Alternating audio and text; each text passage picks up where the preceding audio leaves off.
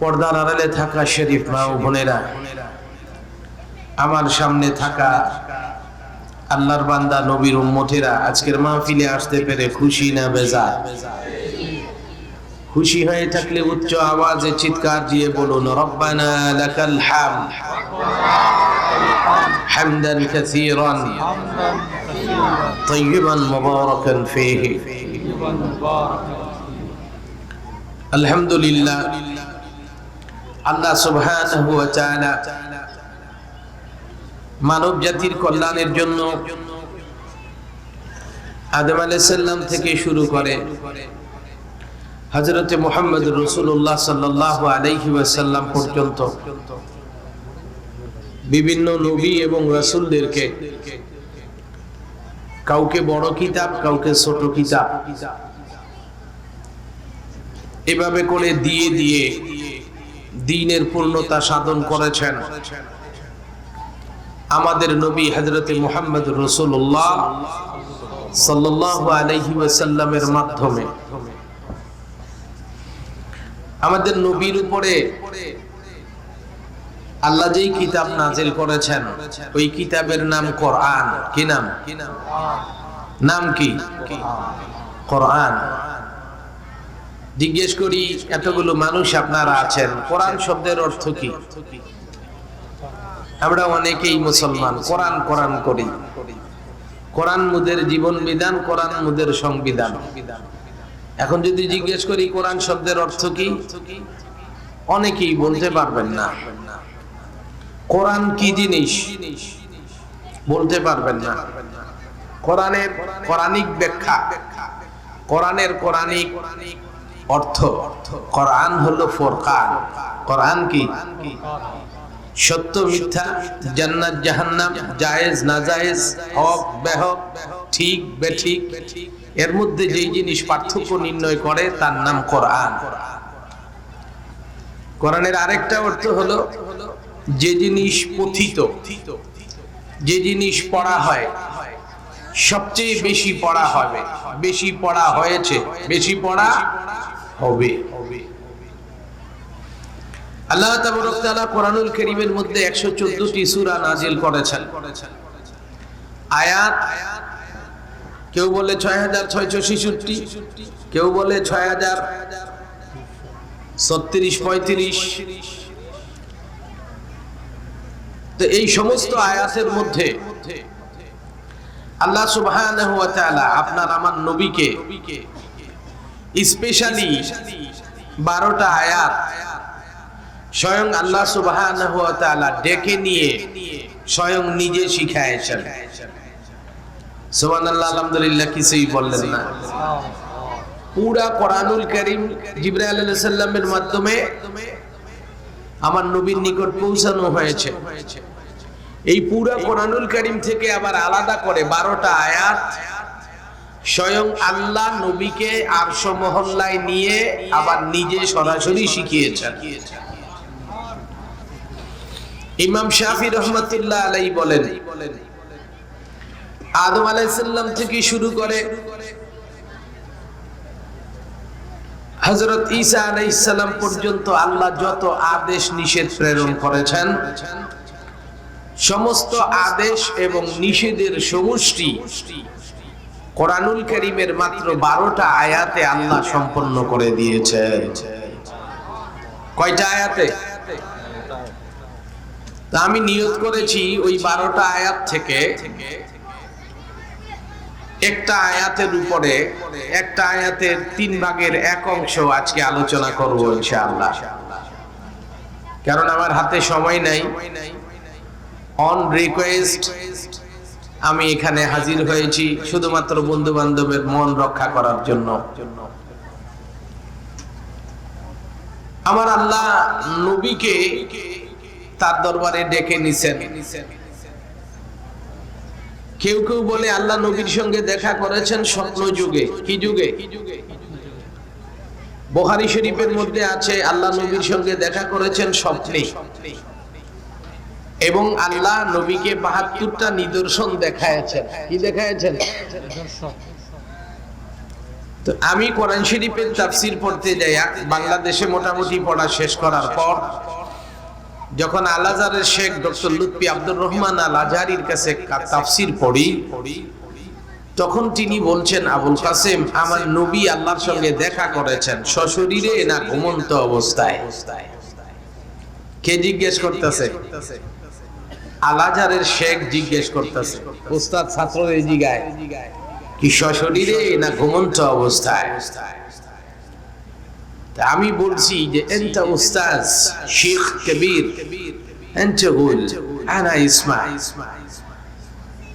উনি বলছেন যে কোরআন শরীফের যে আয়াতে আল্লাহ নবীর দেখা করার কথাটা আসছে, মেরাজ হয়েছে, ইসরা হয়েছে, দিদারে মাওলা হয়েছে, ওই আয়াতটা তুমি ভালো করে পড়ো।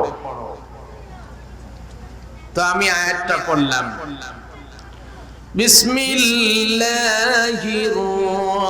রহমানির রহিম,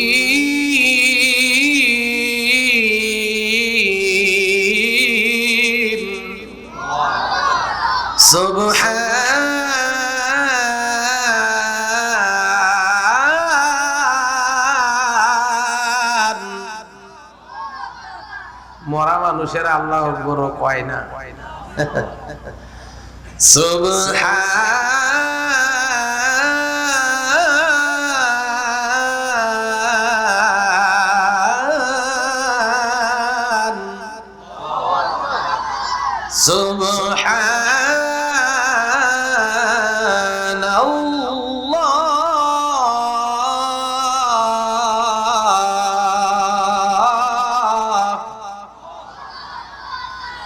سبحان الذي أسرى بعبده ليلا من المسجد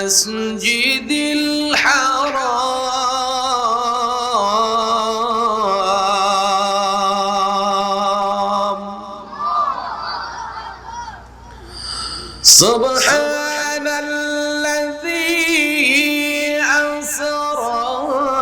بعبده ليلا من المسجد الحرام إلى المسجد الأقصى الذي باركنا حوله لنريه من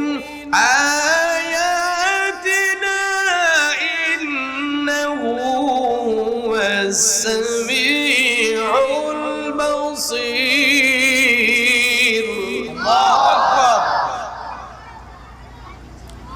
আমার আল্লাহ বলছেন, আমি পবিত্র, সমস্ত যোগ্যতা থেকে আমি আল্লাহ পবিত্র, সমস্ত দোষ থেকে আমি আল্লাহ পবিত্র, সমস্ত না পারা থেকে আমি আল্লাহ মুক্ত। সবাই যা পারে না আমি তা পারি, সেই কারণে আমি আল্লাহ সুবহান। যা সম্ভব নয় আমার দ্বারা তা সম্ভব, সেই কারণে আমি আল্লাহ হলাম সুবহান। আল্লাহ কেন সুবহান হইছে?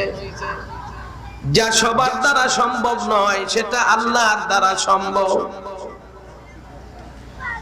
আমার আল্লাহ বলেন, আমি আল্লাহ সুবহান। আমার বান্দাকে আমি সফর করাইছি রাতের অল্পতম সময়ে বাইতুল্লাহ থেকে বাইতুল মুকাদ্দাস পর্যন্ত। এতটুকু বলার পর আমার উস্তাদ বলছে, আবুল কাসেম সরকার, এখন বলো, নবী ইসরা করেছেন, সফর করেছেন, মেরাজ করেছেন, দিদার করেছেন, স্বপ্ন যুগে না সশরীরে? আমি ডেকে বললাম, শেখ, আল্লাহ তো বলছেন বান্দাকে সফর করায়ছে, আর বান্দা হইতে হলে দুইটা জিনিস লাগে, জিসিম ওয়া কাল। আর যার মধ্যে শরীর আছে, মন আছে, তারে বান্দা বলে। মানুষ যখন ঘুমায় যায় তখন তার ভিতরে আর রুহু থাকে না, সেই কারণে তাকে বলা হয় ছোট মৃত। সেই কারণে যদি ঘুমের মধ্যে স্বপ্ন যুগে আমার নবী দেখতো, তাহলে নবীরে বান্দা বলতে পারতো না। যেহেতু দুইটার কথা একসাথে আল্লাহ বলেছেন, তাতে বোঝা যায় নবী স্বপ্ন যুগে নয়, সজাগ অবস্থায় সশরীরে আমার আল্লাহর সঙ্গে দেখা করেছে। সফর করেছে বাইতুল্লাহ থেকে বাইতুল মুকাদ্দাস পর্যন্ত। আমার আলোচনার বিষয় এটা নয়, এই জায়গাটা হলো সফর। বাইতুল মুকাদ্দাসে আমার নবী সমস্ত নবীদের ইমামতি করেছেন। এরপরে আমার নবী উপরের দিকে রওনা করেছেন বাইতুল মুকাদ্দাস থেকে। কোত্থেকে? ওইখান থেকে জান্নাত পর্যন্ত যাওয়াটাকে মেরাজ বলা হয়। কি বলা হয়? কথা বলবেন না? ওখান থেকে জান্নাত পর্যন্ত উপরের দিকে যাওয়াকে মেরাজ বলে। আর ওই জান্নাতের গেট থেকে উপরের দিকে আল্লাহর আরশ মহল্লা পর্যন্ত যাওয়া এবং আল্লাহর সঙ্গে কথা বলাকে দিদারে মাওলা বলে। কি বলে?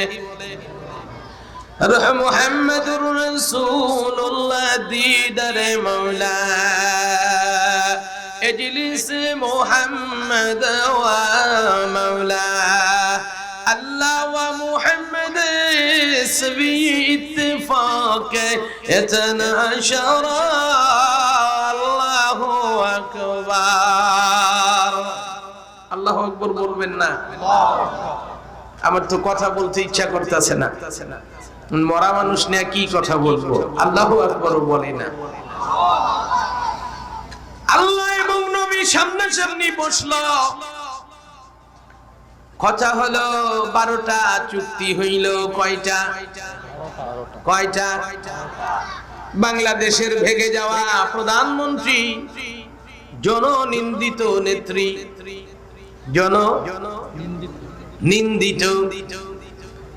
জুলুমের মহারানী শেখ হাসিনা, আরেক জুলুমবাজ পৃথিবীর মূর্খ বেয়াদব প্রধানমন্ত্রী নরেন্দ্র মোদী, এই দুইটা মিলে যদি কোনো চুক্তি করে, জানার জন্য মানুষ পাগল হয়ে যায়। দুইজনে মিল্লা জানি কি কাম করে ফেললো।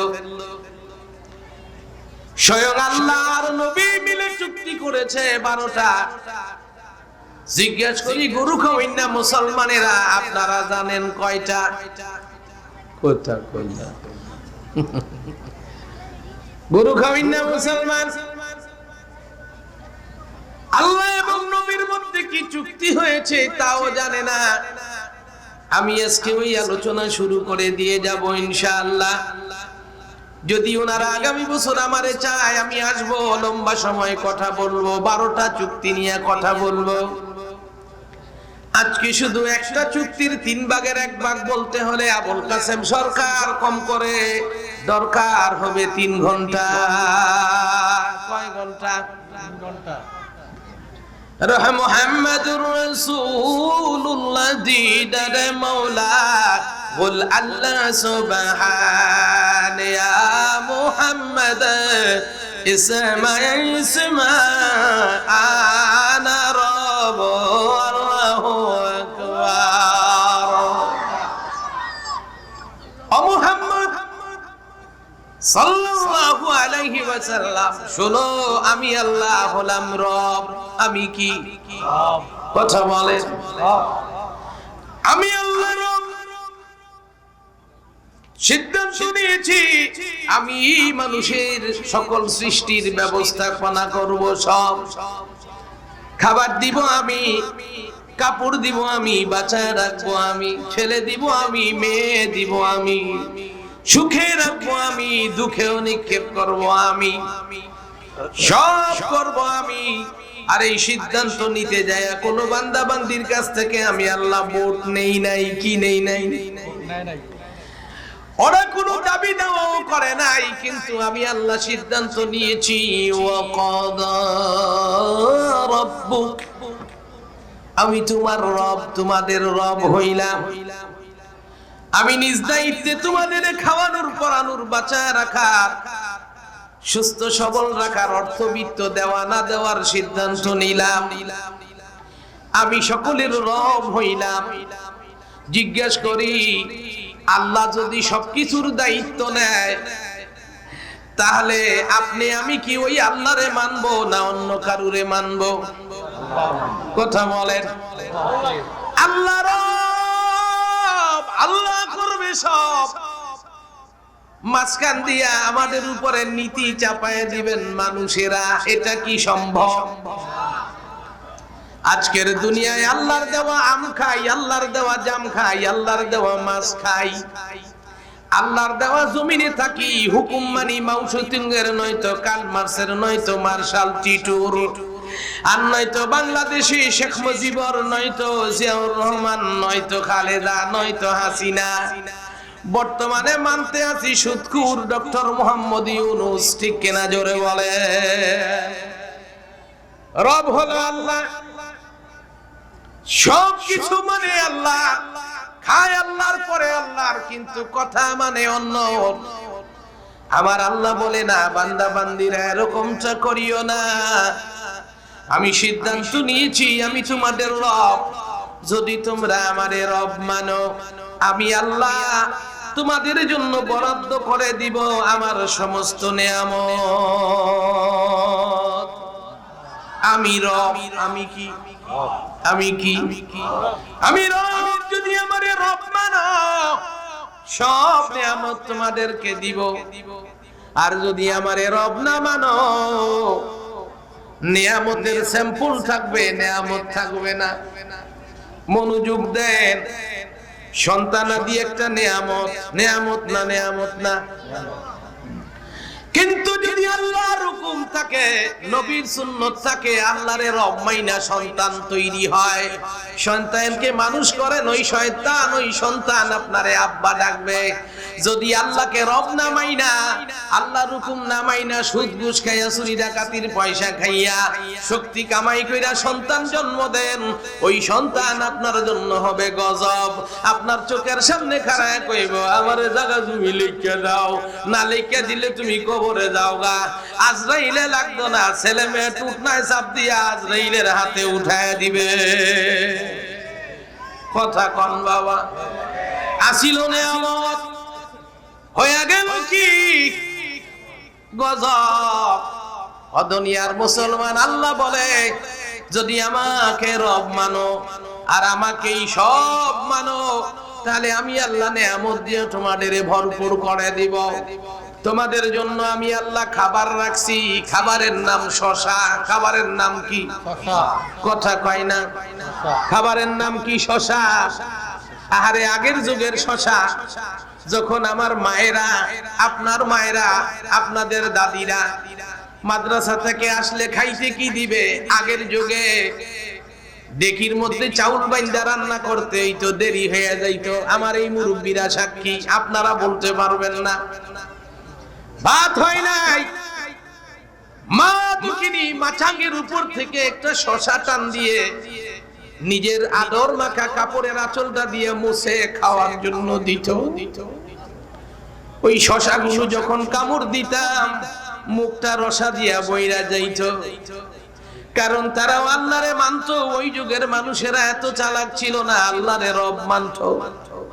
আজকের যুগের মানুষেরা বাটপার হয়ে গেছে, একদিক দিয়া কয় আমি মুসলমান, আরেক দিকে সুদের কারবার করে, ঠিক কিনা জোরে বলেন? একদিকে আমি কয় মুসলমান, আরেক দিকে ঘুষির কাম করে। একদিকে আমি কয় মুসলমান, আরেক দিক দিয়া কয় আমরা আল্লাহরে মানি কিন্তু শরীয়ত মানি না, ঠিক কিনা জোরে বলেন? এই ফাটি আছে না নাই? এই দেশে একটা দলের সেকেন্ড ইন কমান্ড কয়েকদিন আগে বলেছে আমরা শরীয়ত মানি না। আমরা ঘোষণা দিয়ে দিলাম আজকের মাহফিল থেকে, আগেও বিভিন্ন জায়গায় ঘোষণা দিয়েছি, উনি যদি এই কথার উপরে ইস্তেকামাত থাকা অবস্থায় মারা যায়, উনি মারা গেলে মুসলমানদের কবরস্থানে ওনাকে দাফন করা যাবে না, ওনার জানাজাও পড়া লাগবে না।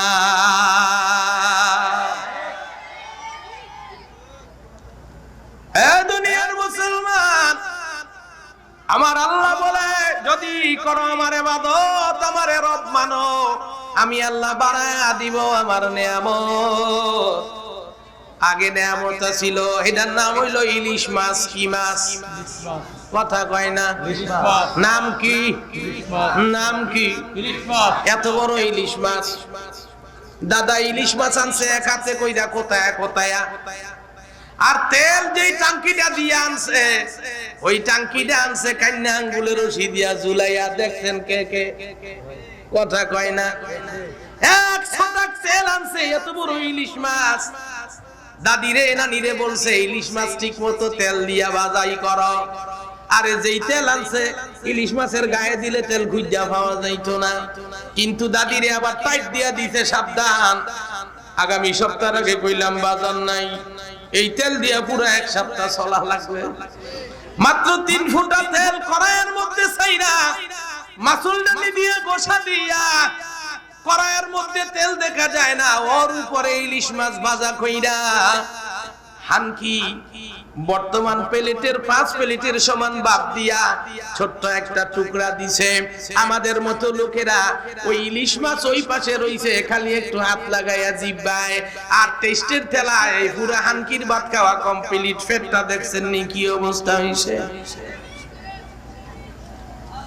সেদিন ইলিশ মাছ ছিল নিয়ামত, বর্তমানে ইলিশ মাছ হয়ে গেছে এত ছোট। ইলিশ মাছের নাম আর ইলিশ মাছ নাই, হয়ে গেছে জাটকা। যারা ধরে হ্যাঁ করে আটকা, ঠিক কিনা ধরে বলেন? এই এত বড় ইলিশ মাছ রান্না করার জন্য যেই তেল আনছে, সেইটা এখন উল্টা দাদা আনতারে না 5 লিটার। কয় লিটার? 5 লিটার। কথা কয় না। 5 লিটার। 5 লিটার তেলের থেকে অনেক তেল ডাইলা দিয়া এত বড় জাটকারে সুবাইয়া সুবাইয়া বাইজা সন্তানেরে খাইতে দিছে। বাদ দিছে এতগুলো, একটু মাছ মুখের মধ্যে দিয়া এক লুকমা ভাত খাইয়া মায়েরা কয় মা আর খাইতাম মা, ভালো লাগে না, ঠিক কিনা ধরে বলেন? কয় মা গো মা, সারা জীবন শুনেছি ইলিশ মাছ মাছের রাজা, এখন দেখি এইতে কাদার রাজা, ঠিক কিনা ধরে বলেন? আমার আল্লাহ কয় বান্দা বান্দিরা, করবি না যখন আমারে রব মাইনা, আমার কথা অনুযায়ী সব, আমি আল্লাহ আমার নিয়ামত কাইরা নিব, স্যাম্পল গুলো দুনিয়ায় রাখবো। সময় পাইব না আজকে। আমার আল্লাহ বলে বান্দা বান্দিরা, যেহেতু আমি রব, আমার নবীর সঙ্গে চুক্তি করেছি, আর সমহল্লায় ওয়াকাদা রাব্বুক, আমি তোমার রব, আমি তোমাদের রব, তাহলে আমি তোমার ব্যবস্থাপনা করব সব। এই কারণে তোমাদের কাছে আমার দাবি, আল্লাহ তা'বুদু, তোমরা আমার ইবাদত করো। রবকে রবকে রবকে, তাহলে ইবাদত হবে কার? ওয়াকাদা রাব্বুকা আল্লা তা'বুদু, আমি তোমাদের রব, আমি তোমার রব, ইবাদত করো আমারই সব। ঘোষণা দিয়েছেন কে? এখন আসুন, ইবাদত করতে বলছে আল্লাহ।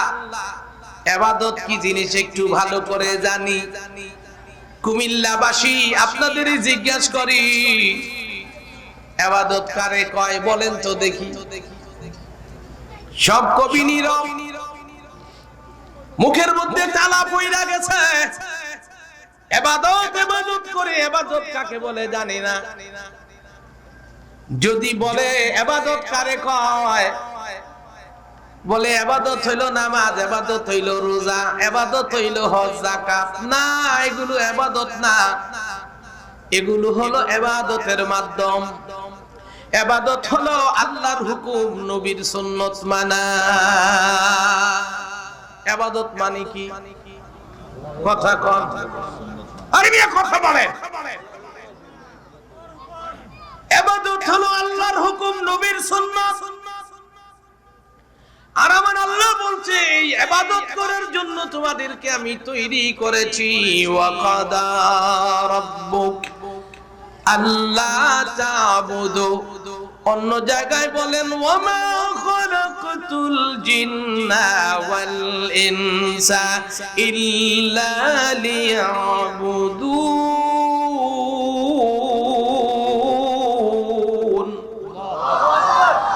ও আমার বান্দা বান্দীরা শুনে রাখো, শুধুমাত্র আমার ইবাদত করার জন্য তোমাদেরকে তৈরি করেছি। ও সলিমউদ্দিন, তুমি বিয়ে করেছো, বিয়ে করার জন্য তোমাকে তৈরি করা হয় নাই। ও কলিমউদ্দিন, তুমি ব্যবসা করো, ব্যবসা করার জন্য তোমাকে তৈরি করা হয় নাই। ও রহিমউদ্দিন, তুমি চাকরি করো, চাকরি করার জন্য তোমাকে তৈরি করা হয় নাই। ও ও আব্দুর রহমান ভুইয়া, তুমি রাজনীতি করো, রাজনীতি করার জন্য তোমাকে তৈরি করা হয় নাই। তোমাকে তৈরি করা হয়েছে শুধুমাত্র ইল্লা, অনলি ফর, শুধুমাত্র একমাত্র আল্লাহর ইবাদত করার জন্য। সময় নাই বলতে পারবো না। এখন প্রশ্ন করতে পারেন, হুজুর এটা একটা ওয়াজ করলেন, শুধুমাত্র ইবাদত করমু, বিয়া করতাম না, শুধুমাত্র ইবাদত করমু, চাকরি করতে পারবো না, ব্যবসা করতে পারবো না, তো হুজুর খামু কইতে, চলুম কেমনে, বাঁচলে না ইবাদত করব। ও হুজুর, আপনি এগুলো কি ওয়াজ করতে আছেন, ভালো করে বোঝেন। এটা তো আমি বলছি না, আল্লাহ বলছে। আল্লাহ বলছে ওয়ামা খালাকতুল জিন্না ওয়াল ইনসা ইল্লা লিয়াবুদুন, শুধুমাত্র আমার ইবাদতের জন্য তৈরি করেছি। তাতে বোঝা গেল দুনিয়ায় বাঁচার জন্য আপনাকে যা করতে হবে সেগুলোকে ইবাদত বানায়া করতে হবে।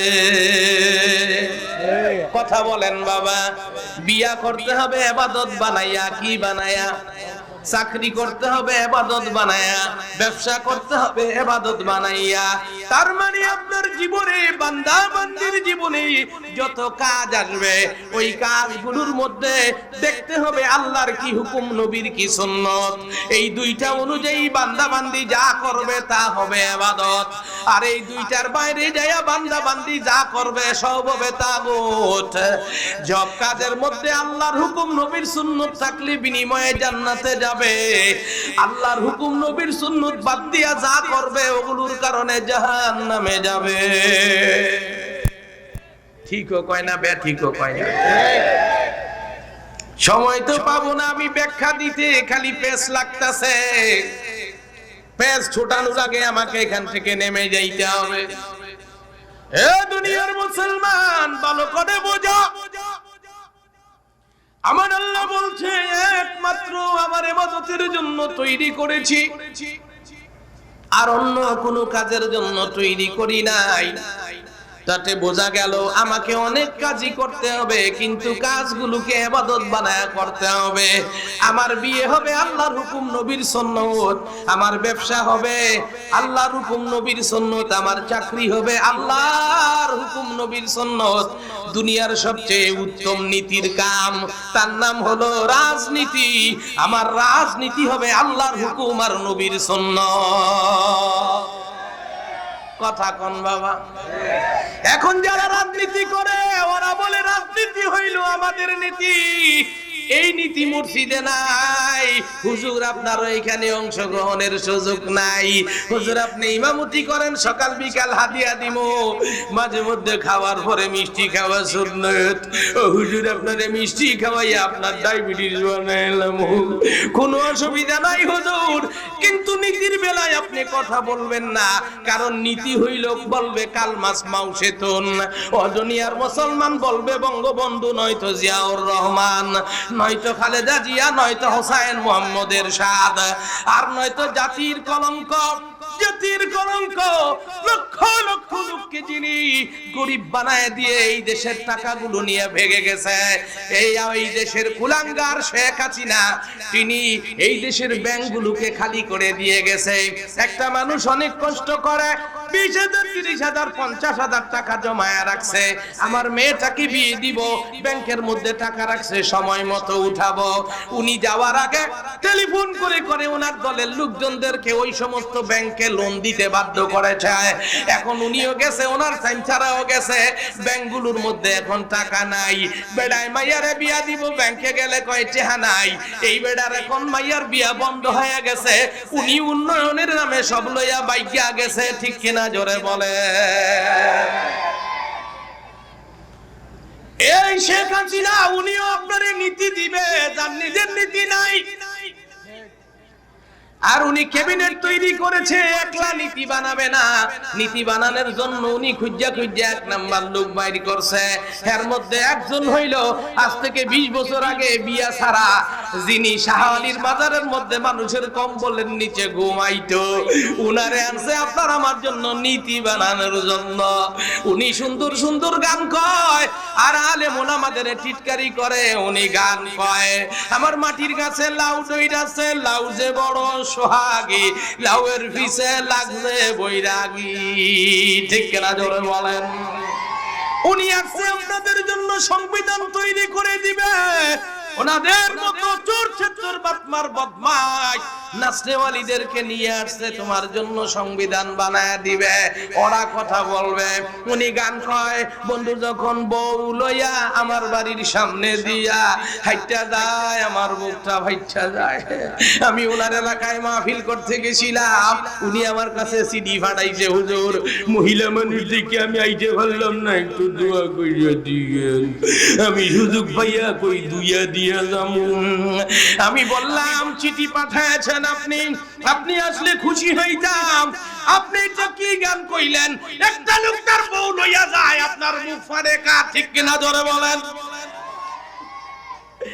এই বইটা তো বউ লইয়া যাইতেছে, হালাল বউ লইয়া যায়, আপনার মুখ এত দুর্বল কা। যদি আপনারে পাইতাম, দুইয়া মুচ্ছা পরিষ্কার করে দিয়া যাইতাম। ও দুনিয়ার মুসলমান, যেই কথা বলতেছিলাম, মানুষ খাবে আল্লাহটা, পড়বে আল্লাহটা, চলবে আল্লাহর দুনিয়ার হুকুম মানবে আরেকজন মানুষের, এটা হবে না। কারণ বান্দা বান্দির জীবনে যা হয় আল্লাহর হুকুম অনুযায়ী, নবীর সুন্নাত অনুযায়ী করার নাম হলো ইবাদত।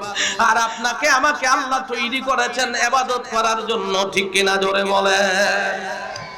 তাহলে জীবনে যত কাজ আসবে, যত কথা বলবো, সব করতে হবে ইবাদত বানায়া, ঠিক কিনা জোরে বলেন। এখন যদি কেউ মনে করে নামাজ ইবাদত, কিন্তু নামাজ ইবাদত হবে তখন যখন আল্লাহর হুকুম থাকবে, নবীর সুন্নাত থাকবে, কথা কয় না। নামাজ পড়া কি ভালো কাম না খারাপ কাম? ভালো কাম না খারাপ কাম? আরে মিয়া, মাহফিল কইরা বাড়িতে যাইয়া অনেকে শুইলে সকালে উঠতে পারবেন না। আজকে যখন 10টা 11টা 12টার সময় মাহফিল শেষ হবে, সর্বশেষ বক্তা ইসমাইল সাহেব বলে বাইরে নাও উঠতে পারেন, আপনারা আইয়েন, ফজরের নামাজটা পড়া যাইগা। 11টার সময় উনি ইমাম সাহেব, আপনারা মুসল্লি হইয়া ফজরের নামাজ পড়া যদি বাড়ি যান, জিজ্ঞেস করি এটা ফজরের নামাজ হইব না বান্দরামি হইব? কথা কয় না। সুন্নতি পোশাক সূরা কেরাত দিয়া নামাজ পড়ছে, সুন্নত আছে, কিন্তু আল্লাহর হুকুম আইসা এখনো পৌঁছায় নাই, দুইটা একত্রিত হয় নাই। এজন্য সূরা কেরাত ঠিক আছে, রাকাতও ঠিক আছে, হুজুরের পোশাক আশাকও ঠিক আছে, মুসল্লিরও পোশাক আশাক ঠিক আছে, কিন্তু এটা ইবাদত হয় নাই, এটা বান্দরামি হইছে। কথা কয় না।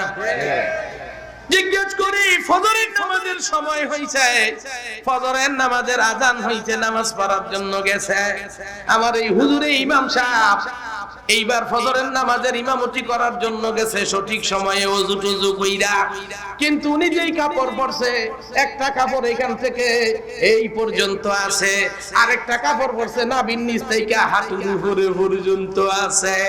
উনি যদি খাড়ায়া সামনে নামাজ পড়ায়, জিজ্ঞেস করি নামাজ হইব না বান্দরামি হইব? কিল্লাইয়া সময় তো ঠিক আছে, কিন্তু সুন্নাত নাই, কি নাই? কথা কন না বাবা। এজন্য সুন্নত এবং ফরজ দুইটার সমষ্টি বান্দা বান্দির জীবনে যত কাজ হবে সব কাজগুলো হবে ইবাদত। আর আমার আল্লাহ বলেছেন আমি তোমাদেরকে শুধুমাত্র ইবাদত করার জন্য তৈরি করেছি। সেই কারণে বলি ও দুনিয়ার মুসলমান, দুনিয়ার চাকরি হবে আল্লাহর ইবাদত যদি থাকে আল্লাহর হুকুম নবীর সুন্নত। দুনিয়ার ব্যবসা হবে ইবাদত যদি থাকে আল্লাহর হুকুম নবীর সুন্নত।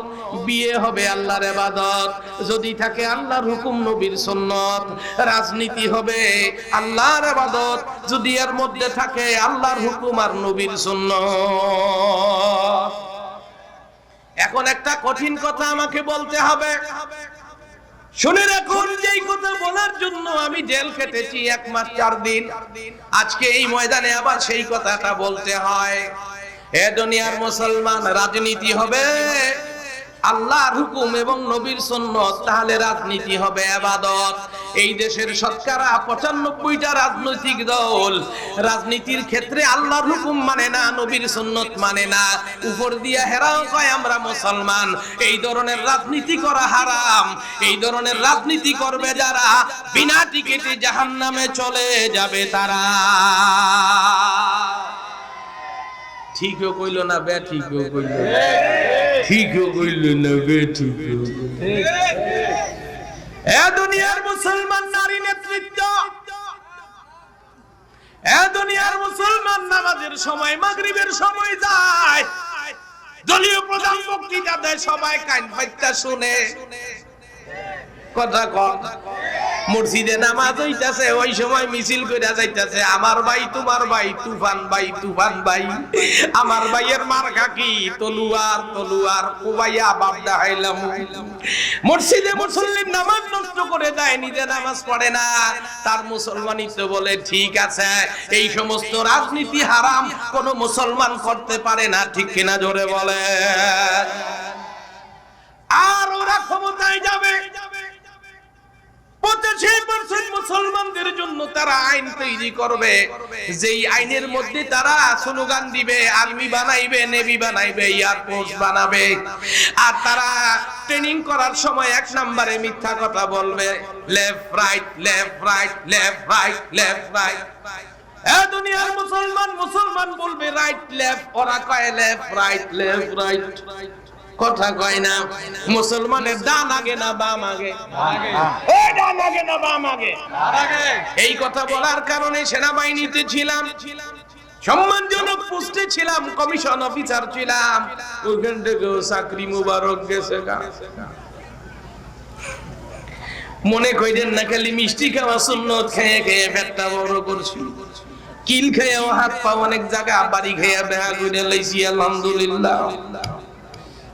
এ দুনিয়ার মুসলমান, আমার আল্লাহ বলছে ওয়াকাদা রাব্বুক, আমি তোমাদের রব আল্লাহ তা'বুদু, তোমরা ইবাদত করো আমার, ইল্লা ইয়াহু, আমার সঙ্গে কাউকে তোমরা শরীক করিও না। কি করিও না? শরীক করিও না। কি করিও না? মসজিদের মধ্যে গেলে আমার হুকুম, আর কাউন্সিলের চেয়ারে বসলে তোমার ইচ্ছা অনুযায়ী চইল না। কথা কয় না। মাদ্রাসায় গেলে আমার হুকুম, মক্কায় আল্লাহর ঘরের সামনে গেলে আমার হুকুম, আর জাতীয় সংঘের অধিবেশনে গেলে তোমার ইচ্ছা, নয়তো মাউসিতুল কালমাস, আর নয়তো বর্তমান টেম্পুর কথা মানিও না। তোমরা মুসলমান যারা সর্ব জায়গায় আমাকে মানবা, সব জায়গায় আমার হুকুম আর নবীর সুন্নত অনুযায়ী কাম করবা, তাহলে তোমার বিদেশ সফরও হয়ে যাবে ইবাদত, তোমার রাজনীতি হবে ইবাদত, তোমার চাকরি হবে ইবাদত, তোমার বিবাহ হবে ইবাদত, তোমার ব্যবসা হবে ইবাদত, যখন থাকবে আমার হুকুম আর নবীর সুন্নাত। বুঝতাছেন নি ভাই? আমি গতানুগতিক বক্তাদের মতো ময়দান গরম করতেছি না, মিছিল মিটিং লাগাইতেছি না। আমার সে বাংলাদেশে খুব কম লোকই আছে মিছিল মিটিং লাগাইতে পারে, কারণ খালেদের দমক দিয়ে 2 বার, শেখ হাসিনার দমক দিয়ে 3 বার লাল দলনের ভাত খাইছি, মোট 5 বার। এই মাঠে আগুন লাগায় দেওয়া আমার জন্য ব্যাপার নয়। এই এই দেশের আইনমন্ত্রীকে ধমক দিয়া মঞ্চ থেকে নামায় দিছি, নাম হলো আব্দুল মতিন খসরু, তাও নামাইছি তার গ্রামে 60 তলা দরবারে, আমি ওই পোলা। এই দেশের ডেপুটি স্পিকার আশরাফ সাহেব চান্দিনার এমপি নাউতলা মাদ্রাসায় ধমক দিয়ে নিচে নামায় দিছি। শেখ হাসিনার কথিত ননদের স্বামী মুজিবুল হক বীরবল কুড়িগ্রাম আওয়ামী লীগের সভাপতি, একটা ধমক দিছি তুই নিচে নাম, পরে আমি ঘুরবে পড়ু ঠিক হইতেছ না। কিন্তু আমার আজকে সময় কম, সেই কারণে এখানে এই সমস্ত লাইনে কথা বলতে চাই না, শুধু এতটুকুন বলতে চাই, বান্দা বান্দি তোমাকে আল্লাহ তৈরি করেছে শুধুমাত্র আল্লাহর ইবাদত করার জন্য, রাজনীতি করার জন্য না, ব্যবসা করার জন্য না, চাকরি করার জন্য না, বিয়ে শাদী করার জন্য না। কিন্তু যেহেতু এই সমস্ত কাজ আমাকে করতেই হবে দুনিয়ায় বাঁচতে হলে, তাহলে করব যখন আল্লাহর হুকুম নবীর সুন্নাত অনুযায়ী, আমার এই সমস্ত কাম তখন ইবাদত হয়ে যাবে। কথা বলেন বাবা। রাজনীতি আমি করব, উদ্দেশ্য হইল আমার দলের লোক এমপি হবে, দেশের মানুষ সুখে থাকবে, আমিও টেন্ডার টুন্ডার ভামু, কথা কই না। এই নিয়তে রাজনীতি করব, এটা ঠিক আছে, না জায়েজ কিছু না, কিন্তু আমার নিয়ত থাকবে একটা, আমি এই রাজনীতি করব, আমি এমন লোকদের সঙ্গে রাজনীতি করব যারা দুনিয়ায় মানে আল্লাহর হুকুম নবীর সুন্নাত, আমি তাদের সঙ্গে রাজনীতি করব। যে লোকটা রাজনীতির মানুষের মধ্যে প্রধান অতিথি বক্তৃতা দিতেছে, আজান হইলে তার আওয়াজ বন্ধ হয়ে যায়, ওখানে নামাজের ব্যবস্থা হয়, ওই দলের সঙ্গে আমি রাজনীতি করব। কারণ আমার রাজনীতি, আমার মিছিল মিটিং সবকিছু হবে আল্লাহর ইবাদত নবীর সুন্নাত, তাহলে আমার রাজনীতিটা হয়ে যাবে ইবাদত। বুঝাইতে পারতেছি না মনে হয়, বুঝাইতে পারতেছি না মনে হয়। আমার আল্লাহ বলছে বান্দা বান্দিরা আমি তোমাদের রব, তোমরা করো আমার ইবাদত। ওয়াকাদা রাব্বুক আল্লা তাবুদু ইল্লা ইয়াহু, আমার সঙ্গে কোথাও শরীক করিও না, কিছু কিছু আমার হুকুম মানবা, কিছু কিছু অন্যের হুকুম মানবা, এরকমটা যেন হয় না। আর যে ইবাদতই করবা একমাত্র আমি আল্লাহর জন্য করবা। কার জন্য?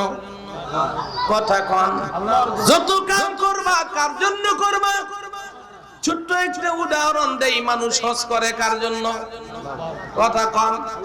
আমার রহমতুল্লাহ ভাই সপ্তাহে সপ্তাহে হজে যায় কার জন্য? এই যে দেখেন, আমারে বলতে গেলে বাইন্দা লই আইছে, কিন্তু উনি লেট কইরা আইছে। হ্যাঁ, দুনিয়ার মুসলমান হজ করতে যায় কার জন্য? আমি বিয়ের আগে হজ করেছি, আমি হিসাব মিলায়ে দেখেছি, যদি ইবাদত আকারে হজ করতে হয়, ইবাদত আকারে বিয়া করতে হয়, কারণ বিয়া করার জন্য আল্লাহ আমারে ভাড়ায় নাই, কিন্তু বিয়া তো করতে হবে। এতক্ষণ ব্যাখ্যা দিলাম, আমার বিয়াটা আল্লাহর হুকুম নবীর সুন্নাত অনুযায়ী, বান্দার সমস্ত বান্দির সমস্ত কর্ম ইবাদত। তাহলে এখন যদি আমি বিয়া করতে চাই, আল্লাহর হুকুম মাইনা বেগম সাহেবের মোহরানা দিতে হবে, কথা কয় না? নবীর সুন্নাত মাইনা কিছু জেউর দেওয়ান লাগবে, মুস্তাহাসান জাতির নিয়ম মাইনা শ্বশুর শাশুড়ি, দাদি শাশুড়ি, নানি শাশুড়িরে শাড়ি দেওয়ান লাগবে। হিসাব মিলায় দেখছি বর্তমানে লাখ 5 টাকা না হইলে বিয়া করণ যায় না। আর লাখ 3 টাকা লইয়া রহমতুল্লাহ বাইরে যায় আঞ্জা দিয়া ধরলে, আমি গরিব মানুষ আল্লাহর ঘরে যাইতে চাই, এইতে কইব কোনো চিন্তা নেই, লইয়ে যাবো, ঠিক কেনা ধরে বলেন। আমি হিসাব মিলায় দেখেছি, বিয়ে করতে যত টাকা লাগে, শরীয়ত অনুযায়ী বিয়ে করতে যত টাকা লাগে, ও দুনিয়ার মুসলমান হক আদায় করে, হজ করতে তার চেয়ে কম পয়সা লাগে। এজন্য আমি জীবনের প্রথম আগে হজ করেছি, আলহামদুলিল্লাহ। হজ করে বাংলাদেশে আসলাম, চট্টগ্রাম নয়া বাজার একটা বিয়ের অনুষ্ঠানে গেলাম। আমার সঙ্গে আসা এক হাজী পিছনের একটা ছেলেকে ডাক দিয়ে বলছে, এই ছেলে তোমার আব্বারে এই বছর মক্কা শরীফ দেখা গেল না। ছেলেটা দাঁড়ায় বলছে, ও কাকা অনেক হারে ফন্দে বাজি, কয় তো আরে কই দে, তো আর বাবারে তো এই বছর মক্কা শরীফ ন দেখি। ওই গম পুয়া হিতে কয় বাজি অনেক কেনে, আর আব্বারে দেখিবেন, আর আব্বা তো 4 বছর আগে মরি কবরে গিয়ে গই দে বাজি। উনি বৈশা গেছে, হাজি সাহেব সব চুপ হয়ে রইছে। আমি বললাম হাজি সাহেব খারান, কয় আপনি কেডায়? আমি কই আপনি চিনেন না, আমি সরকার, আমি সরকার। আমি এমন সরকার যেই সরকারের কোনো পতন নাই, জন্মের পরের থেকে সরকার, এখনো কি সরকার, মইরা কবরে গেল, আমার কবরের উপরে লেখা রাখবে এটা আবুল কাসেম সরকারের কবর। আমার সরকারগিরি কবর পর্যন্ত ছাড়তো না, ঠিক কিনা জোরে বলেন? লোকটা মনে মনে কয় আমি পাগল না তে পাগল, আল্লাহই ভালো জানে। ধমকের ঠেলায় বেড়া খাড়ায় গেছে। ডাক দিয়া বললাম, হাজী সাহেব হজ করেছেন কার জন্য? কয় আল্লাহর জন্য। তো আল্লাহ তো বলছে কোনো ইবাদত করে শিরক করিও না, অথবা কোনো ইবাদত শিরক মিশ্রিত করিও না। আপনি তো এই মাত্র আপনার হজের মধ্যে শিরক করলেন। কয় এটা কেমনে কইলেন আপনি? আমি কইলাম, হাজী সাহেব আপনি ওরে জিগাইছেন তোমার আব্বারে সৌদি আরব দেখা যায় নাই, আসলে তারে চিনেনও না জানেনও না, উল্টা একটা কথা কইছেন। মূল উদ্দেশ্য হইল মানুষ এটা বুঝুক ওর আব্বারে সৌদি আরব দেখা যায় নাই, তার মানে তোমরা বুঝা লাও আমি সৌদি আরব গেছিলাম। ঠিক না? সরাসরি কইল না আমি হাজী সাহেব। কত টেকনিকে শিরক ঢুকায় নিলেন। হাজী সাহেব আগামী বছর আপনাকে হজ করতে হবে, আপনার হজ বাতিল হয়ে গেছে। দুনিয়ার মুসলমান, যেই কথা বলতেছিলাম সময় লাগতো কম করে 3 ঘন্টা আমার কথা বলার জন্য, এগুলো আবার ঘুরে ঘুরে রিপিট আপনারে বুঝাইতে পারতাম। আল্লাহ এবং নবী মিলে চুক্তি করলো, চুক্তি নাম্বার 1। চুক্তি নাম্বার কত? কথা কয় না। চুক্তি নাম্বার 1, ওয়াকাদা রাব্বুক, আমি তোমার রব, আল্লাহ তাবুদু, ইবাদত করো আমারই সব, ইল্লা ইয়াহু, আমার সঙ্গে কাউকে শরীক করিও না। ও আমার বান্দা বান্দীরা, যদি করো আমার ইবাদত, আমি আল্লাহ বাড়ায়া দিব আমার নিয়ামত। কি করব? কি করব? কি করব? জোরে কোন। আবার আল্লাহ বলে, বান্দা বান্দীরা ইবাদত করবা আমার ইবাদতের পরে তোমাদের জন্য আমি আল্লাহর পক্ষ থেকে নবীর সঙ্গে চুক্তি। চুক্তির দ্বারা এক নাম্বারের 1 নাম্বার, ইবাদত হবে কার? জোরে কোন কার? হুকুম মানবো কার? আদেশ মানবো কার? দুনিয়ার মুসলমান, এটা হলো 1 নাম্বার। আর 1 নাম্বারের 2 চুক্তির ধারা। আমার আল্লাহ বলছে, বান্দা বান্দীরা আমি আল্লাহর ইবাদত করার পরে শুনে রাখো ও নবী, তুমি মানুষদের জানায় দিও আমি আল্লাহর ইবাদত করার পরে বান্দা বান্দীদের উপরে আমার নির্দেশ, তারা যেন সকলের আগে তাদের মা বাবার প্রতি ইহসান করে। কার প্রতি? কি ভাই কথাবার্তা হচ্ছে কেন? লড়াচড়া হচ্ছে কেন? মনোযোগ দেন, মনোযোগ দেন। চুক্তি নাম্বার 1, আল্লাহ এবং নবীর মধ্যে হওয়া চুক্তি। 1-1 ইবাদত কার? ইবাদত কার? ইবাদত কার? আল্লাহর পরে সবচেয়ে দামি, সবচেয়ে বেশি অধিকারওয়ালা, সবচেয়ে বেশি রাইটওয়ালা কারা? মা বাপ যারা। ওয়া বিল ওয়ালিদাইনি ইহসানা। আল্লাহু আকবার বলেন, একটু জোরে সরে বলেন বাবা। দুনিয়ার মুসলমান, ভরপুর মাজমায় আমি কথা বইলা অভ্যস্ত। ও মজুমদার ভাই, আবুল কাসেম সরকার কথা কইতাছে, এই সময় মঞ্চে উঠলে মুসাফা করার সুযোগ নাই, কারণ সাইড এফেক্ট আমাকে ডিস্টার্ব করে। আমার সামনেও চোখ আছে, পিছনেও চোখ আছে। কে আইছে, কে মুসাফা করে কেমনে দেখলাম। কথার মাঝখানে ডিস্টার্ব হইলে লাইন হারায় যায়। আমি এমনিই সময় কম, যেই কথা বলতেছিলাম, বান্দা বান্দির সব কাম হবে আল্লাহর হুকুম নবীর সুন্নাত অনুযায়ী। যত কাম হবে আল্লাহর হুকুম নবীর সুন্নাত অনুযায়ী, ওইটার নামই হইল ইবাদত। আল্লাহ বলছেন, আমি আল্লাহর ইবাদতের পরে, আমার পরে দুনিয়ায় সবচেয়ে দামি, সবচেয়ে বেশি অধিকারওয়ালা, সবচেয়ে বেশি রাইটস তোলা হইল তারা, তোমাদের মা বাপ যারা। ওয়াবিল ওয়ালিদাইনি ইহসানা।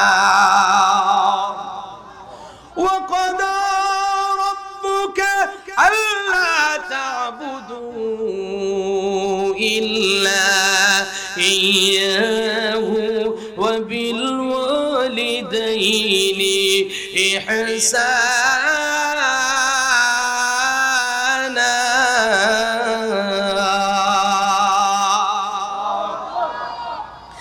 আল্লাহ বলে বান্দা বান্দিরা আমার হক বর্ণনা করতে যাইয়া, তোমার মা বাবার হক বর্ণনা করতে যাইয়া দাড়ি তো থাক দূরের কথা, মাঝখানে অ্যাপোস্ট্রোফিও দেই নাই। সুবহানাল্লাহ বলবেন না?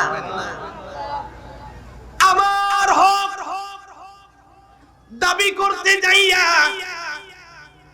এবং তোমার মা বাবার হকের দাবি করতে যাইয়া মাঝখানে ফুল স্টপ, দাড়ি তো থাক দূরের কথা, খুব কথা হচ্ছে মঞ্চের মধ্যে, আমার ভালো লাগতেছে না, চান্দিটা গরম হয়ে যাইতেছে গা, সময় নাই, কি কথা বলবো বাবা, এত বিশেষজ্ঞর মাঝখানে আমি হয়ে যাই অজ্ঞ।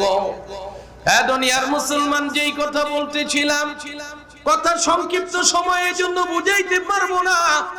আল্লাহ তার হক চাইতে গেল, সাথে সাথে তোমার মা বাবার হক বর্ণনা করতে যাইয়া মাঝখানে কোনো প্রকার দাড়ি তো দেয় নাই, ফুল স্টপ তো দেয় নাই, এমনকি একটা অ্যাপোস্ট্রোফিস পর্যন্ত দেয় নাই। ঠিক কিনা জোরে বলেন? ও কদা রব্বুকা আল্লা তা'বুদু ইল্লা ইয়্যা, আমার বান্দা বান্দিরা তোমরা সবাই করো আমার ইবাদত, আমাকে রব মানো, আমার সঙ্গে কাউকে শরীক করিও না। আল্লাহু আকবার, আল্লাহু আকবার।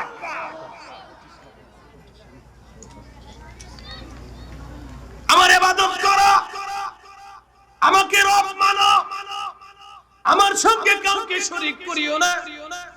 সাথে সাথে আমি আল্লাহ কোন দাড়ি না দিয়া, এমনকি কোন সেমিকোলন দিলাম না, অ্যাপোস্ট্রোফিস দিলাম না। তার আগেই বলছি আমার পরে সবচেয়ে দামি, সবচেয়ে মূল্যবান, সবচেয়ে বেশি অধিকারওয়ালা, সবচেয়ে বেশি ভালো ব্যবহার পাওয়ার মালিক হলো তারা, তোমাদের মা বাপ যারা। কে বলছে? কে বলছে? কে বলছে? ওয়াজ তো আর করতে পারবো না, শুধু এতটুকুন বলি, আল্লাহ তার অধিকারের সঙ্গে যাদের অধিকারকে জড়ায় নিয়েছে তারা হলো মা বাবা।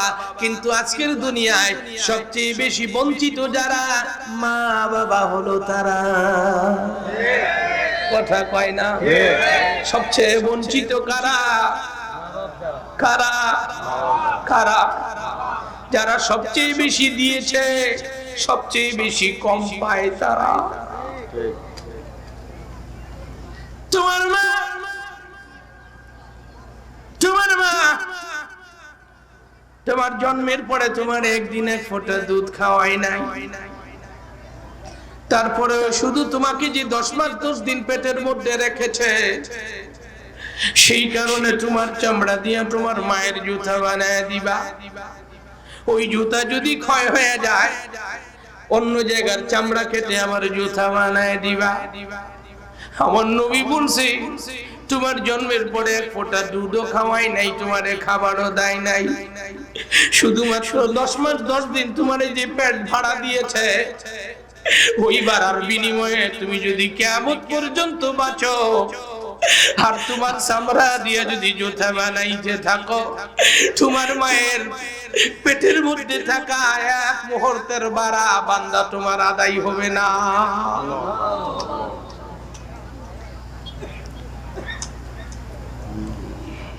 তোমার বেগমের, তোমার আব্বা যদি কিছু বলে, তোমার আম্মা কিছু বলে, তোমার কষ্ট লাগে। তুমি যেই দিন তোমার মায়ের পেটে ছিলা, সারাটা দিন কষ্ট করে আল্লাহর বান্দি তোমার আব্বারে জড়ায় ধরে একটু আরাম করার জন্য শুয়ে গেছে, নিশিরাতে তুমি হাত পাউটা লাড়া দিছ, তোমার তোমার হাত ভিতর দিয়ে কুকনির মধ্যে লাগার কারণে মায়ের কুকনিটা টং ধরে গেছে, ঘুম ভেঙে মা বসে গেছে। একটা সময় চোখের পানি গড়গড়ায়, প্রাণপ্রিয় স্বামী তোমার আব্বার উপরে পড়ে গেছে। উনি ঘুম থেকে উঠে বলে, বেগম এই নিশিরাতে কেন কান্দো? তোমার মা বলছে, দেখো এই দিকটা আমার কেমন জানি একটু উঁচা হয়ে রয়েছে, এবারে কে যেন লাথি দিছে, আমার টনকি ধরে গেছে, সহ্য করতে পারি না। আজকে তুমি তোমার বেগমের জন্য মা বাপকে ঘর বাড়ি ছাড়া করাও, সেদিন তোমার আব্বু কিন্তু বলে নাই তুমি আমার বেগমের রাতের বেলায় ঘুম ভাঙায়া দাও, তোমার আমি অপারেশন করে বাইর করে ফেলবো, আমার বেগমের ঘুম যেন নষ্ট না হয়। ও রহমতুল্লাহ ও আবুল কাসিম সরকার, সেদিন যদি তোর বাবা তোর মায়ের পেটে রাখতে না দিত, আমার বেগমের ডিস্টার্ব হয়, যদি ট্যাবলেট খাওয়ায় তোরে অপারেশন করে ফেলতো, নয়তো অপারেশন করে ফেলায় দিত, তোর লাশটা ড্রেনের মধ্যে পচা শেষ হয়ে যাইত, আজকে যুবক হইতে পারতি না, যুবতী বিয়েও করতে পারতি না, মা বাবারে ঘর থেকে বের করতেও পারতি না, ঠিক কিনা জোরে বলে। এজন্য আমার আল্লাহ বলে বান্দা বান্দিরা শুনে রাখ, আমার বান্দা বান্দিরা, আমি আল্লাহর পরে সবচেয়ে দামি যারা, তোদের মা বাপ হলো তারা। কারা? কথা কয় না।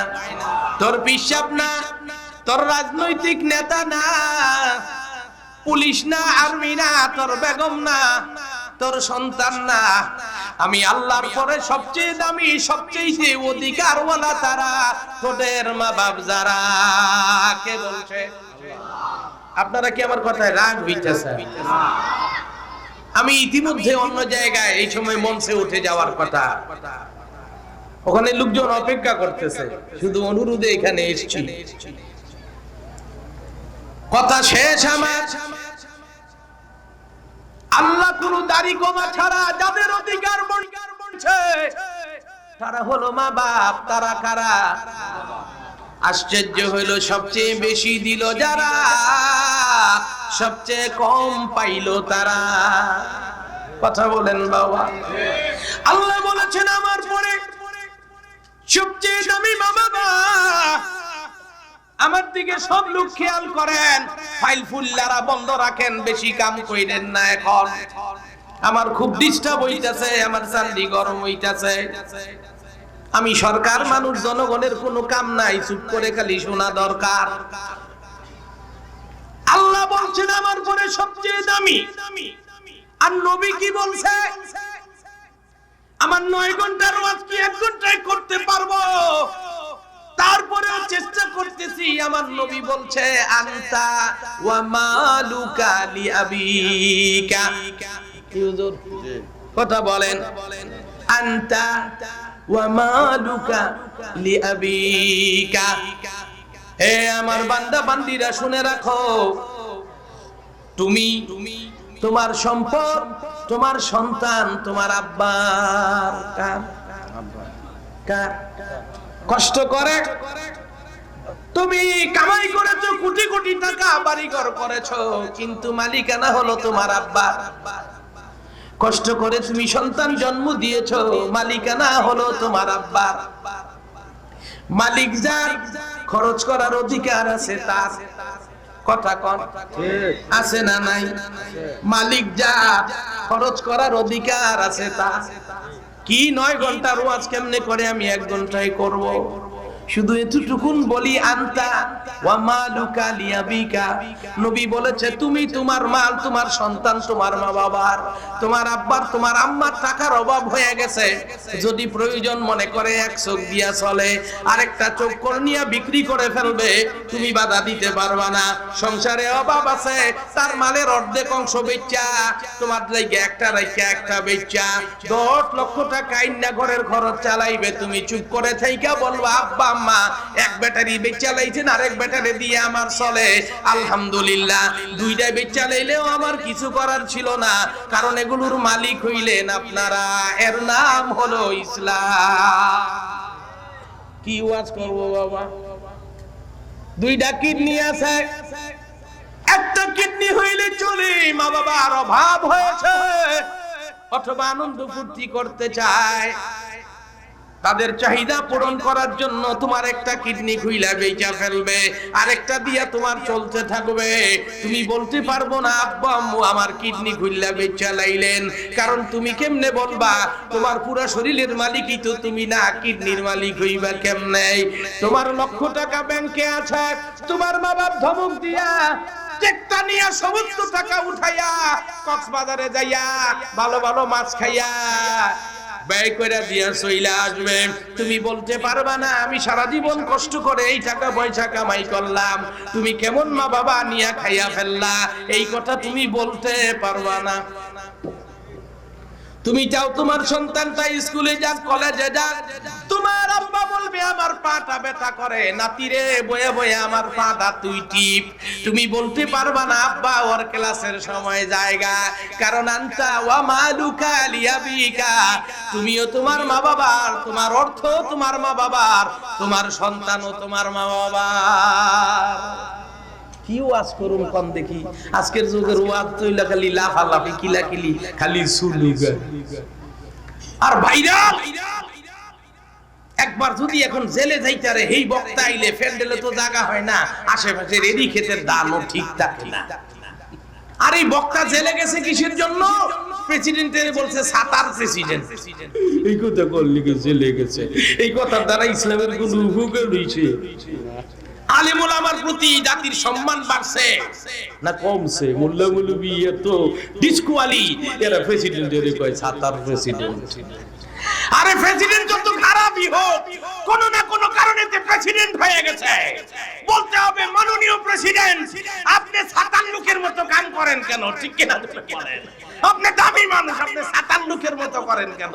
এইতে ভাষা জানে না, এইটা কয় সাতার প্রেসিডেন্ট।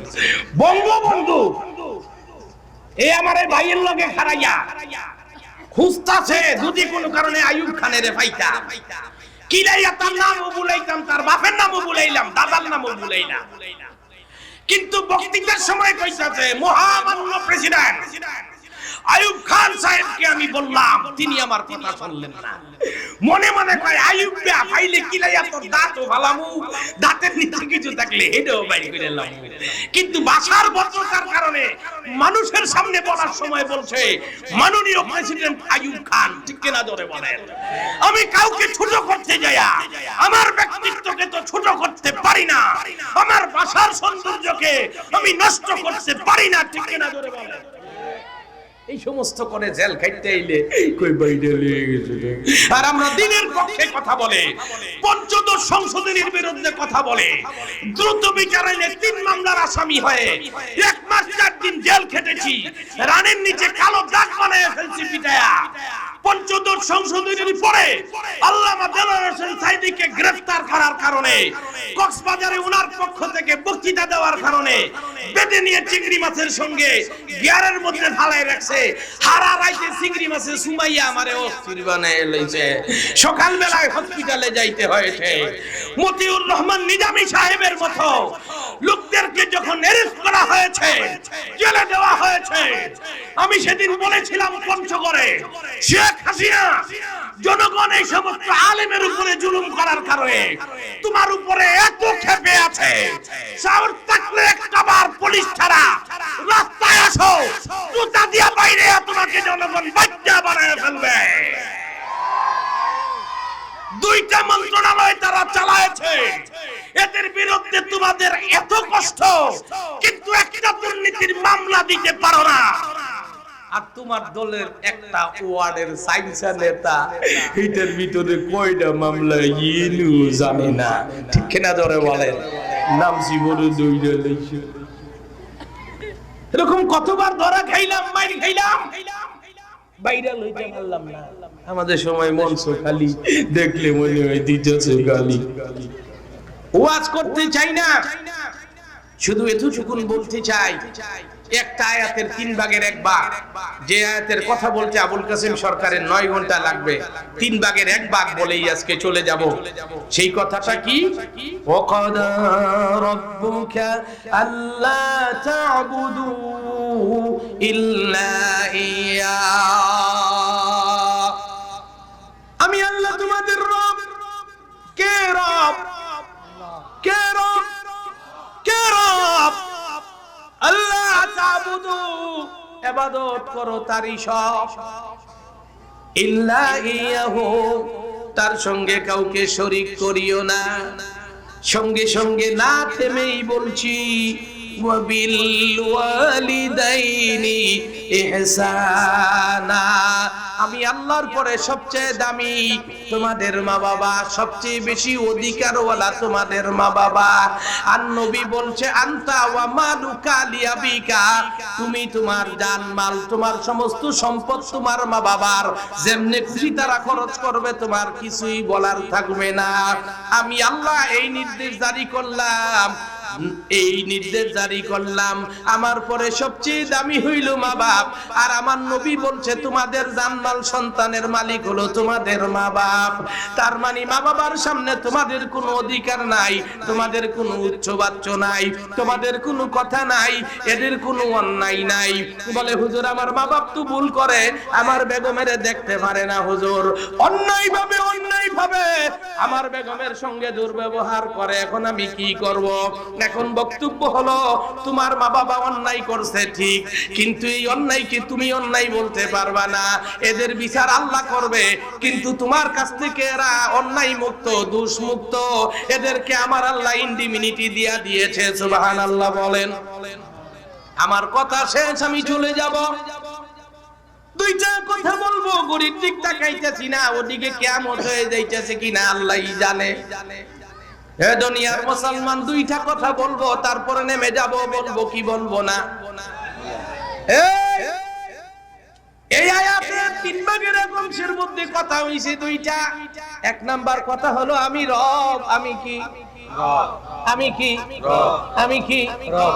যেই হন আমার পাশে বসলে কথা বলতে হবে। অনারেবল স্যার, অনারেবল স্যার, মনে করবেন না আমারে কথা বলতে বলো। যতক্ষণ আমি এই চেয়ার আছি ততক্ষণ আমি প্রফেসর, অল আর স্টুডেন্ট, ঠিক কিনা জোরে বলেন। আমি যখন আবার নিচে চলে যাব, এই মঞ্চে যখন আরেকজন উঠবে, আমিও ছাত্র হয়ে যাব। This is education system. System অনুযায়ী কথা বলতে হবে। দুইটা অপশন। আল্লাহ বলছে আমি তোমাদের রব, আমার আল্লাহ বলছে আমি তোমাদের রব। আমি যখন পড়াশোনা করেছি, গবেষণা করে দেখেছি আমার আল্লাহ কেমন রব।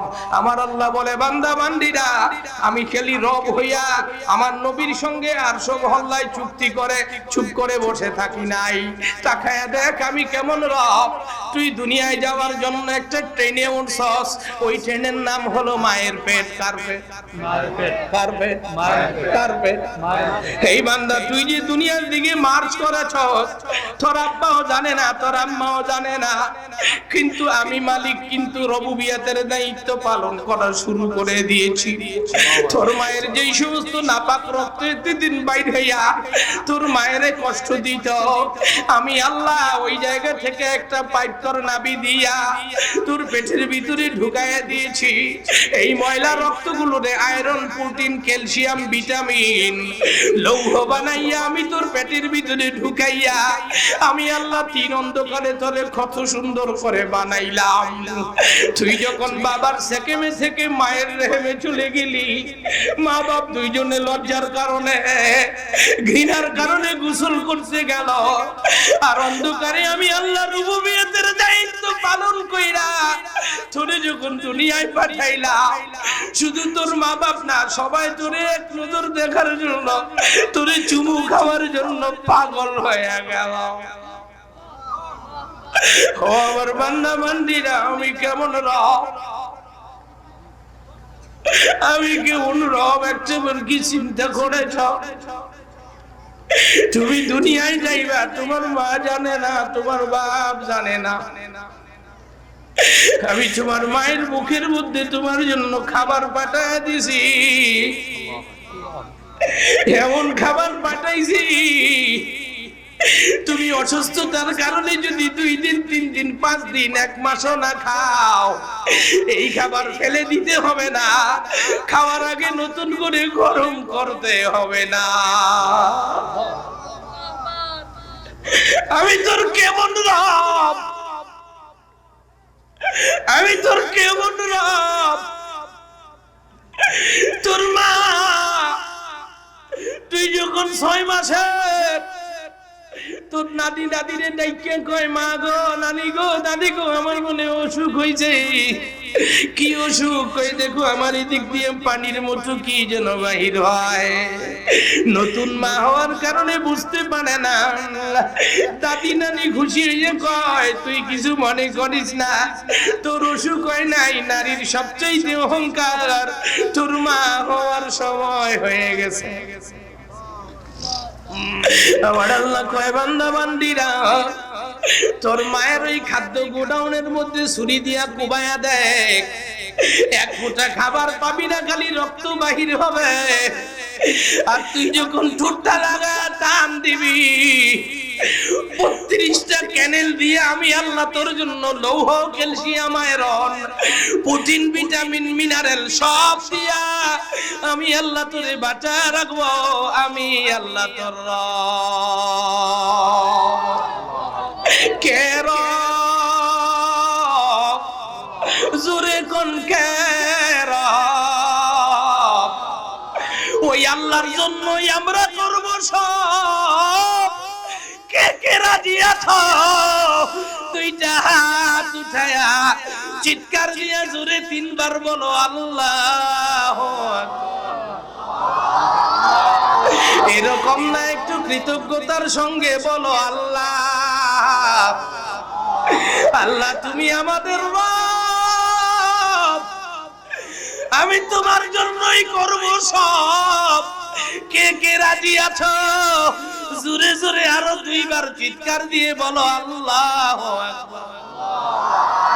হাত নামায়ও না, রহমতের ফেরেশতারা ভিডিও করতে আছে। কৃতজ্ঞতার সঙ্গে সম্ভব হলে একটু চোখের পানি ছাড়ো বাবা, চেহারাটা কালো করো গুনাহগার। আল্লাহর দয়া মায়া তোমারে কান্দাইতে পারে না। তোমার জীবনে এমন গুনাহ আছে বাবা, যে গুনার খবর জানলে তোমার মেয়ে শরমে তোমারে বাপ ডাকতো না, তোমার ভাই তোমারে ঘরে ঢুকতে দিত না, তোমার বোন তোমারে ভাই ডাকতো না। ওই গুনার কারণে তুমি কাঁদতে পারো না। চেহারাটা কালো করো, দরদ নিয়ে ডাক দাও আল্লাহ তুমি আমার রব, তোমার জন্যই করব সব। কলিজা ফাটা জুড়ে ডাক দেন আমার আল্লাহ।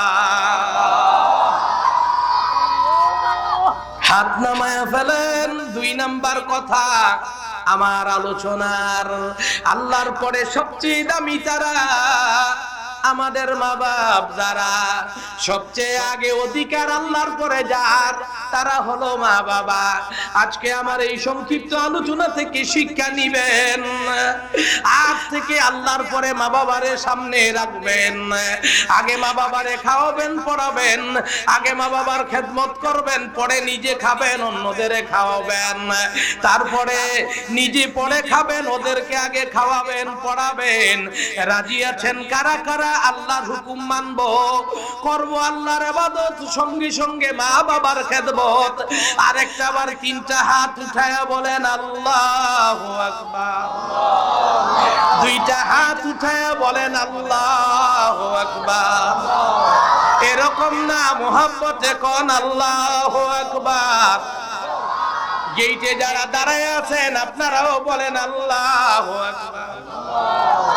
হাত উঠায় রাখেন, আমি একটু আল্লাহর সঙ্গে কথা বলবো। ও আমার আল্লাহ, তাকায়া দেখো তোমার বান্দাগুলো হাত উঠায় রাখছে আল্লাহ।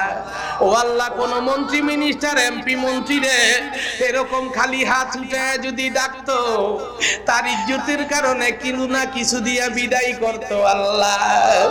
আল্লাহ, আমার এই ভাইগুলো রে তুমি কি খালি হাতে ফিরায় দিবা? হাত নামানোর আগে এদের মাফ কইরা দাও। কলিজা ফাটা দরদ নিয়া জোরে জোরে 3টা ডাক দাও আল্লাহ। এ দুনিয়ার মুসলমান হাত উঠায় রাখো, রহমতের ফেরেশতারা ভিডিও করতে আছে বাবা। আমরা করব আল্লাহর ইবাদত, সাথে সাথে আল্লাহর সংবিধান অনুযায়ী করব মা বাবার খেদমত। রাজি যারা যারা কলিজা ফাটায়া একটা চিৎকার দিয়া বলো আল্লাহু আকবার। হাত উঠায় রাখো, আমি একটু কথা বলে নেমে যাব। ও আমার আল্লাহ, ময়দানের দিকে তাকায়া দেখো, আমি তো ওয়াজ করতেছি, বুঝে না বুঝে ওই যে দেখেন যুবক পাগলের মতো কাঁদতে আছে, যুবকের গাল বায়া বায়া দাড়ি পানি পড়তেছে, ওই যে দেখেন যুবক কাঁদতে আছে। আমি জানি না, হয়তো বা বলতে চাই আবুল কাসিম সরকার, হাত তো উঠাইছি, আমার তো কামাই রুজি নাই, কি দিয়ে আমার বাবার খেদমত করব। হয়তো বা বলতে চাই যুবক আবুল কাসিম সরকার, হাত তো উঠাইছি, আমার বেগম তো ভালো না, দুনিয়ার সবার জন্য ভালো, আমার মা বাবার নাম শুনতে পারে না। আল্লাহ, এই বিপদে এই যুবকেরা আছে, কান্দুন্নাদের জন্য পরিবেশ তৈরি করে দিও। হাত উঠায় রাখেন বাবা, কষ্ট হইলেও রহমতের ফেরেশতারা ভিডিও করতেছে, সাক্ষী হইতাছে। ও আল্লাহ, তাকায় দেখো, যুবকেরা কান্দে, ও বুঝ বাচ্চাগুলো কি বুঝা পাগলের মতো কান্দে রে আমার আল্লাহ। এই বাচ্চাগুলোর কালবে গুনাহ নাই, কোরআনের সকিনা ঢুইকা গেছে। ও বুঝ বাচ্চাগুলো পাগলের মতো কান্দে, ওদের কান্নার কারণে ওদের মা বাবার গুনাহ মাফ হয়ে যাইতে আছে। ও নাদান, তোর মা বাপের কবরে ঢুকায়া দিছ, তোমার একটা পিঁপড়ায় কাপড় দিলে পাগল হয়ে যাইতো, আজকে হাজার পিঁপড়ায় মা বাবারে কামড়ায়, তোমার চোখে এক ফোঁটা পানি নাই। নাদান, মায়ের চেহারা বাবার চেহারাটা সামনে আনো, মোহব্বতে ডাক দাও আমার আল্লাহ। আল্লাহ দেখো, আমার বাচ্চাগুলো কান্দে, আলেমগুলো কান্দে, আল্লাহ নেতৃত্ব স্থানীয় লোকজনদের চোখ পানি পড়ে রে আমার আল্লাহ। তাকায় দেখেন প্যান্ডেলে বুড়া মানুষ, দাড়ি সাদা, গাল বাঁকা, হাতটা নিচে নামায় রাখছে, গালের মধ্যে হাত দিয়ে আমার দিক চায়া আছে, হাত উঠায় না। হয়তো বা আমারে বলতে চায় আবুল কাসিম সরকার, ওরা হাত উঠাইছে, ওদের মা আছে, ওদের বাবা আছে, আমি হাত উঠাই নাই, আমার মা নাই রে, আমার বাবা নাই রে, আমি কার খেদমত করে আল্লাহর হুকুম মানব? আমাদের যাদের মা বাপ নাই, এই মুহূর্তে মাফ কইরা জান্নাত দিয়া দাও, দরুদ নিয়ে আমার আল্লাহরে ডাক দাও। আল্লাহ, আর জোরে আল্লাহ, মোহাব্বতে ডাক দেন। নিচে থেকে এখনো যারা কাঁদতে পারেন না, আর কি বলবো, দেখেন নেতৃত্বস্থানীয় লোকেরা কান্দে, আলেমরা কান্দে, আমার অবুঝ বাচ্চাগুলো দেখেন, আব্বা তুমি একটু দাঁড়াও তো, ওই ছেলেটা দাঁড়া করাম তো, দাঁড়া করা। রহমতুল্লাহ ভাই, থাকে দেখো ভাই, আগুন লেগে গেছে, গাল কেমনে করে পানি পড়তে আছে, ওদিকে ঘুর বাবা, নিচে বাচ্চাগুলো কাঁদতে আছে। এখনো যারা কাঁদতে পারো না, জিজ্ঞেস করি, আল্লাহর মোহাব্বত, আল্লাহর রুবুবিয়ত তোমারে কান্দাইতে পারলো না, মা বাবার হক ভালোবাসাও তোমারে কান্দাইতে পারে না, তুমি কোন গুনায় গুনাহগার বাবা। আমি সরকার নেমে যাব, তার আগে চেহারাটা একটু কালো করো, এই রেকর্ডগুলো দেখে ডাক দাও, আল্লাহ আমার গুনাহ মাফ কইরা দাও, আমার গুনাহ মাফ কইরা দাও। এক ফোঁটা চোখের পানি ছাড়ো, যদি এক ফোঁটা চোখের পানি আমার আল্লাহর সামনে দাঁড়ানোর ভয়ে, হুকুম না মানার কারণে ছাড়তে পারো, হাত নামায়া ফেলো, বিনা হিসাবে জান্নাতে চলে যাইবা, বিনা হিসাবে জান্নাতে চলে যাইবা। ওয়ালিমান খাফা মাকাম রাব্বিহি জান্নাতান।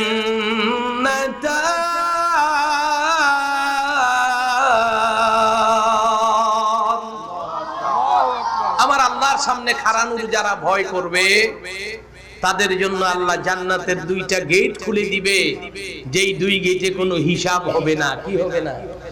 কি হবে না? হিসাব ছাড়া জান্নাতে ঢুকে যাবেন ইনশাআল্লাহ। আল্লাহকে ভয় করব, আল্লাহর ইবাদত করব।